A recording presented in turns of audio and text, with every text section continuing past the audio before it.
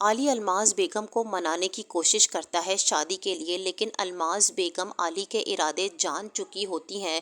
وہ صاف صاف سنبل اور علی کے رشتے سے انکار کر دیتی ہیں۔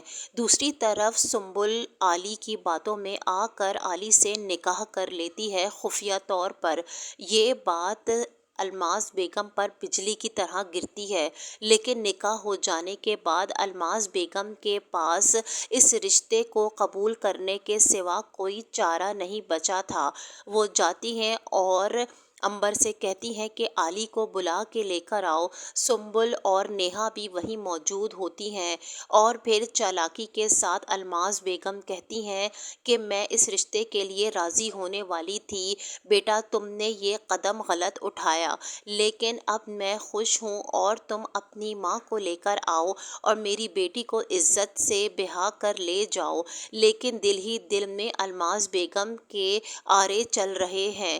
دوسری طرف علی کی ماں کہتی ہے کہ تم نے ردا کے ساتھ اچھا نہیں کیا، وہ یقیناً تم سے بہت محبت کرتی تھی اور تمہیں یاد کرتی ہوگی۔ علی ردا کو تمام باتیں سچ سچ بتا دیتا ہے۔ ردا کہتی ہے کہ میں تمہارا انتظار کروں گی، میں تم سے بہت محبت کرتی ہوں علی۔ دوسری طرف عنبر جو گل کھلا رہی ہے وہ سب کے سامنے آنے والے ہیں۔ نیہا اپنی نند کو سجاتی ہے اور بہت پیارا تیار کرتی ہے۔ دوسری طرف بہت ہی زیادہ دکھی ہے الماس۔ وہ کہتی ہے نیہا تمہاری شے پر میری بیٹی نے نکاح کیا، لیکن یہ بات یاد رکھو تمہاری بھی زندگی میں عذاب بنا دوں گی۔ تمہاری شے پر صرف اور صرف سنبل میرے سامنے آ کر کھڑی ہو گئی، ورنہ میری بیٹی تو بہت فرما بردار تھی۔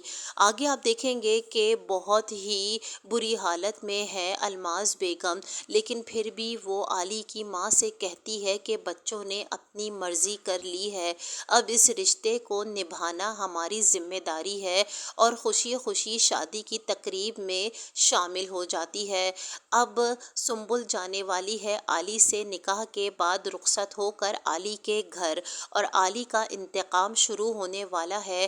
وہیں الماس بیگم پھوٹ پھوٹ کر آنسو بہا رہی ہیں کہ میری بیٹی اس گھر کیسے جا سکتی ہے۔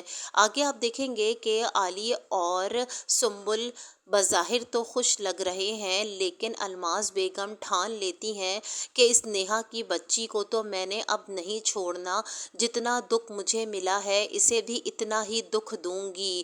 عنبر آتی ہے شادی کے بعد اپنی ماں سے ملنے، سب گھر میں خوش ہوتے ہیں، لیکن الماس بیگم اندر ہی اندر کٹ رہی ہوتی ہیں اور علی کی آنکھوں میں انہیں انتقام کی آگ نظر آ رہی ہے۔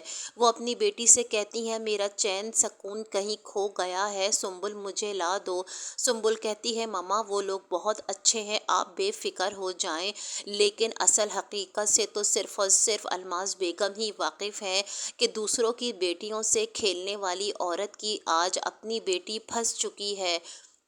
سنبل کہتی ہے علی سے کہ ولیمے والے دن سب میری تعریف کر رہے تھے۔